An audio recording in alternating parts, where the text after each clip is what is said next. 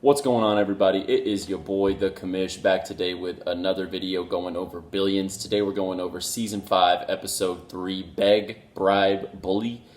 This episode here was a very psychological episode. Seems like it's going to have dividends later on in the season. Maybe whenever some of these negotiations that Axe was pulling this episode maybe don't go in his favor, or maybe whenever he pulls some of those tactics back out.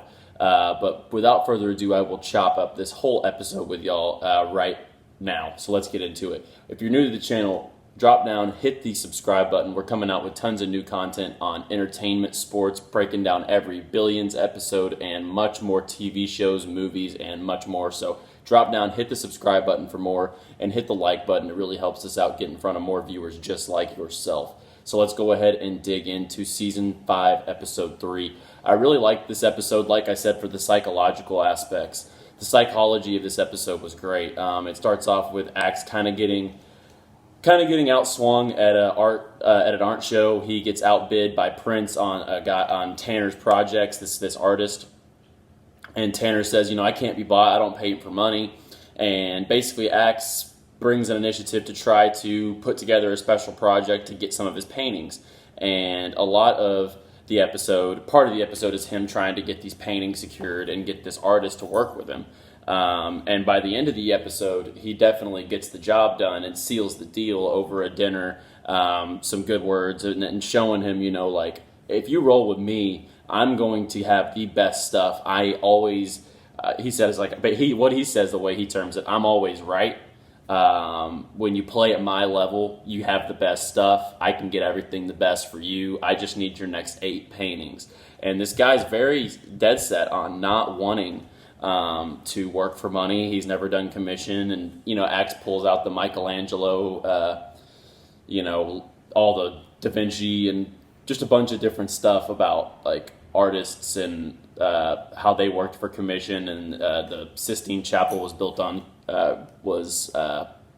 done the art by commission. So he eventually gets that job done by begging, bribing, and not bullying. The bullying comes when Gordy gets in trouble at school from crypto mining, like father, like son. Gordy's running a crypto lab a crypto mining operation to try to impress a girl, and gets caught, breaks the whole power grid at his dorm, and the chancellor wants to expel him, and he wants to make a statement to Axe that he's not making the right decisions and that the actions he's showing are going against the school.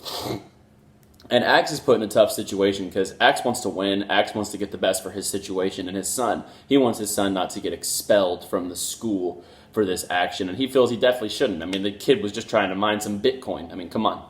I would love to have some Bitcoin mining right behind me right now. You know what I mean? So I can't knock the kid's hustle. And just like Axelrod said, he was trying to earn. Winners earn. Winners earn. So Gordy gets in trouble at school, and Axe is forced with a dilemma on what to do to get him out of it, whether he should cut down this headmaster who really doesn't do much bad.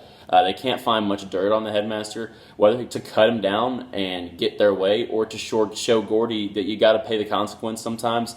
And they do choose to cut down the headmaster. They find that he's keeping illegal immigrants in his house and working for him, and they threaten to expose this, that he has these unpaid immigrants doing work for him around the house when he plays it off as scholarships. And Axe gets his way. He's able to do a speech in front of the school, basically changing the mantra of just like, we go get it here, we go earn, against the will of the headmaster, and the headmaster had to make a deal and get bullied and bribed by Axe. That's what this whole episode was really about on Axe's side, bribing and bullying. We saw Wags reuniting with some family. Wags' initiative this episode was to get in touch with his kids. So, and at the very end, we saw his son come into Axe's office and say, I need to show you Jesus Christ. And Axe didn't look too happy. Or Wags didn't look too happy about where his son was at. Not that, being religious is bad, but he didn't seem like he liked where he was compared to where his son was. But whatever, we'll see where Wags and his kids go going forward. But I really like that they're putting Wags' situation in here because he's such a big character, and there has been a very little backstory on Wags in the past. I do like that they're putting some backstory on Wags because he's so influential, and he's the funniest character on the show, hands down. And then we have Rhodes. Chuck is getting part-time professor role at his old university, and he learns that his dad's been skipping out on an investment of $100,000 per year, and he really uses this opportunity to try to mend Wendy and him back into a kind of an alliance in a way, and not that they're in one now, but he says, I want my dad's kid to meet our kids, they need to meet, our families need to link, and that kind of seemingly did bring some emotions together at the end with the Rhodes, whenever they all came together, and Chuck's kids got to meet his father's kids, and Wendy was there. It was kind of a nice moment for them, and a moment in time where really not much is going the Rhodes' way in terms of their unity. So it was good to see that at the end, and Chuck's dad wrote him the check to get the university back what they were told they would get. And then Taylor's story about this university divestment stuff and the fossil fuels, and then Sarah leaves because Axe is the one that divested it. They're so caught up in Taylor's mental state, and we all know Taylor's lost. Everyone who watches this show knows Taylor doesn't want to be there, and she's stuck in a hard place. Quit reiterating it. I mean, can we get to solutions? I feel like on Taylor's story, it's just running on a treadmill. Everything around her is moving forward, and her story just is on the treadmill, staying in the same place. Y'all let me know what you think down below, but I'm not going to say much on Taylor's story because it just doesn't seem to change week to week to me. Y'all let me know down below, but I love this episode on the psychology of the beg, bribe, bully, and the bribery and the strings that were pulled all around in this episode. They were truly awesome, and I really enjoyed it. I'm super excited for the rest of the 4 episodes they have recorded. We'll be going over it all on the channel. Drop down, hit the subscribe, check out the other episode recaps, and more. We're out of here. Peace.